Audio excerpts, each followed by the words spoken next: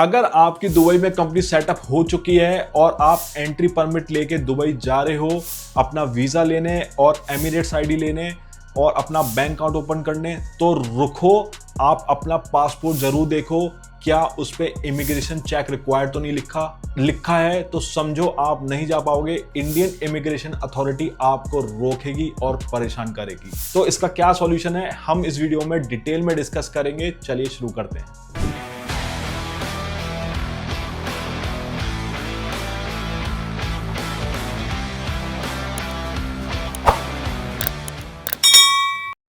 तो सबसे पहले हमको ये समझना पड़ेगा ईसीआर का मतलब क्या होता है। ईसीआर का मतलब होता है इमिग्रेशन चेक रिक्वायर्ड।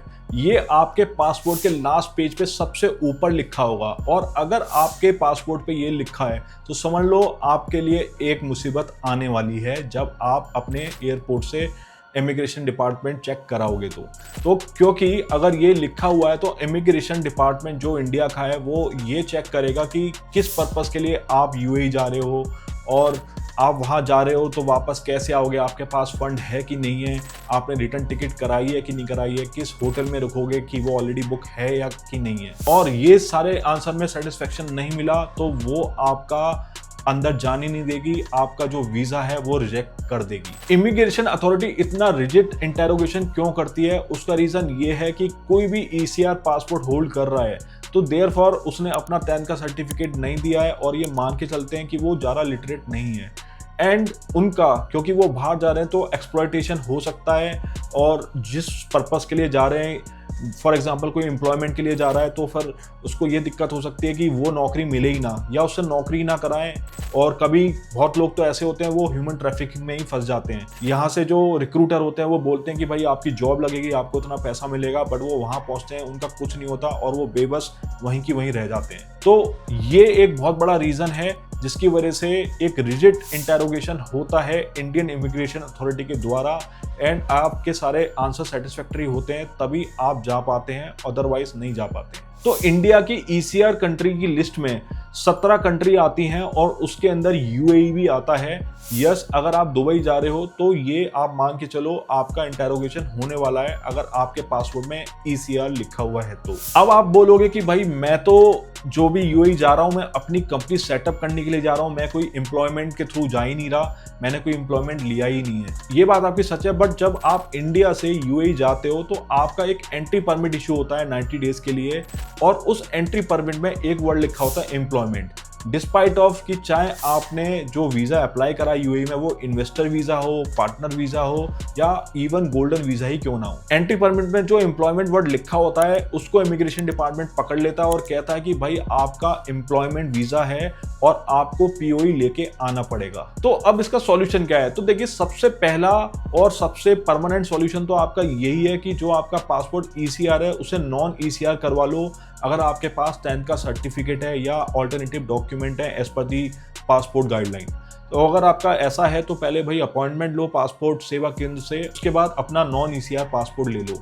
जब आपका नॉन ईसीआर पासपोर्ट आएगा तो उसमें इमिग्रेशन चेक रिक्वायर्ड नहीं लिखा होगा और आप आसानी से निकल जाओगे यूएई के लिए।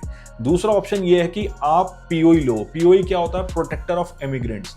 तो प्रोटेक्टर ऑफ इमिग्रेंट एक प्रोसेस होती है जिसमें जो भी आपका एम्प्लॉयर है, कंपनी है, मान के चलो आपने अपनी कंपनी सेटअप करी तो उसको एक ई इमिग्रेंट ऑनलाइन प्लेटफॉर्म होता है जो मिनिस्ट्री ऑफ होम अफेयर्स के अंदर आता है, उसके अंदर रजिस्टर्ड करना पड़ता है। जब वो कंपनी रजिस्टर्ड हो जाती है फिर वो अपने एम्प्लॉय के बारे में सारा एम्प्लॉयमेंट एग्रीमेंट डालती है, वो पूरा प्रूफ डालती है, यस हम जेन्युइनली उसको जॉब देंगे, उसको सैलरी भी देंगे, उसको खाने पीने का भी इंतजाम करके देंगे। उस बेसिस पे इंडियन गवर्नमेंट जो है वो पीओई इशू कर देता है और वो पीओई वो जो एम्प्लॉयर है वो अपने एम्प्लॉय को दे देता है जो इंडिया में होता है। और जब भी वो इंडिया से यूएई के लिए निकल रहा होता है तो इमिग्रेशन डिपार्टमेंट को दिखाता है कि मेरे पास पीओई है और उस बेसिस पे इमिग्रेशन डिपार्टमेंट उसका वीज़ा अप्रूव कर देता है और अलाउ करता है दुबई जाने के लिए, यूएई जाने के लिए।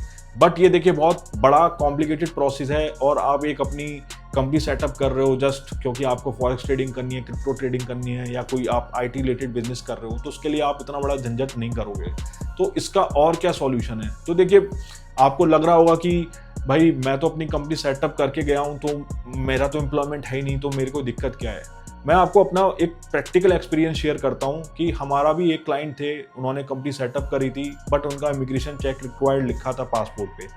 तो उन्होंने पूरी फाइल बनाई, उस पर अपना वो कंपनी का सर्टिफिकेट ऑफ इनकॉर्पोरेशन उन्होंने लगाया, ट्रेड लाइसेंस अपना लगाया, इवन उन्होंने शेयर होल्डर सर्टिफिकेट भी लगाया कि ये दिखाने के लिए कि यस मैं इस कंपनी का शेयर होल्डर हूँ, ना कि एम्प्लॉय।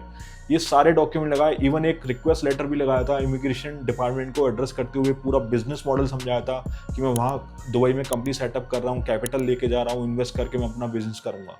बट उन्होंने एक ही बात पकड़ ली कि एंट्री परमिट में एम्प्लॉयमेंट लिखा है, बिल्कुल लकीर के फकीर की तरह कि भाई एम्प्लॉयमेंट लिखा हुआ है, तो अब आप एम्प्लॉयमेंट वीज़ा पे जा रहे हो, एम्प्लॉयमेंट ही होगा आपका, वहाँ पे जाके आपका एक्सप्लॉयटेशन हो जाएगा। भाई कैसे हो सकता है?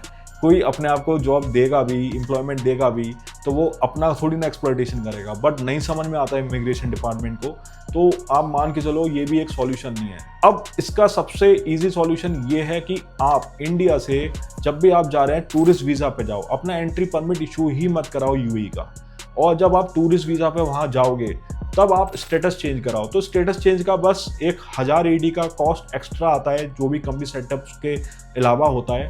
उसमें क्या होगा, आप जैसे ही दुबई में टूरिस्ट वीज़ा पे पहुंचोगे तो स्टेटस चेंज होगा, आपका जो टूरिस्ट वीज़ा है वो कैंसिल हो जाएगा, और आपका एंट्री परमिट जो होता है, जो मैं अभी तक हमने जो भी बात करी है, वही सेम एंट्री परमिट इशू हो जाएगा, और उसके बाद सारी प्रोसेस सेम होगी। अब वो प्रोसेस क्या होगी वो मैंने इस वीडियो में डिटेल में समझा रखा है, वो आप देख सकते हो। और जब वो प्रोसेस हो जाएगी, आपका ई वीज़ा भी आ जाएगा, जो कि 2 साल के लिए होता है, रेसिडेंस वीज़ा नॉर्मली दुबई के अंदर। एंड उसके बाद आपका एमिरेट्स आईडी आ जाएगा, आप अपना बैंक अकाउंट ओपन कर सकते हैं, पर्सनल भी और अपना कंपनी का भी, और आप ट्रेडिंग करते हैं तो आप बिनेंस अकाउंट, एक्सएनएस अकाउंट भी ओपन कर सकते हैं। उसके बाद आप इंडिया में इजीली वापस आ सकते हैं। जब आप नेक्स्ट टाइम जाओगे तो कोई दिक्कत नहीं होगी, क्योंकि आपके पास यूए का रेसिडेंस वीज़ा होगा, एमिरेट्स आईडी होगी, फिर आपका सारा का सारा प्रॉब्लम सॉल्व हो जाएगा। बस इसमें जो कॉस्ट आएगी, गवर्नमेंट फीस जो आएगी, वो 1000 AD की एक्स्ट्रा आने वाली है, और आपका सारा का सारा सॉल्यूशन मिल जाएगा। अगर आपको दुबई में कंपनी सेटअप करनी है किसी भी तरीके के बिजनेस के लिए, तो आप हमारी टीम को कांटेक्ट कर सकते हैं। हम एंड टू एंड सॉल्यूशन देते हैं, कंपनी सेटअप से लेकर बैंक अकाउंट ओपनिंग तक। एंड अगर आपका कोई भी डाउट रह गया हो तो आप मुझसे लिंक्डइन में कनेक्ट कर सकते हैं। एंड आपको इस वीडियो से थोड़ी भी वैल्यू मिली हो तो इस वीडियो को लाइक करें, शेयर करें और सब्सक्राइब करना ना भूलें। Thank you.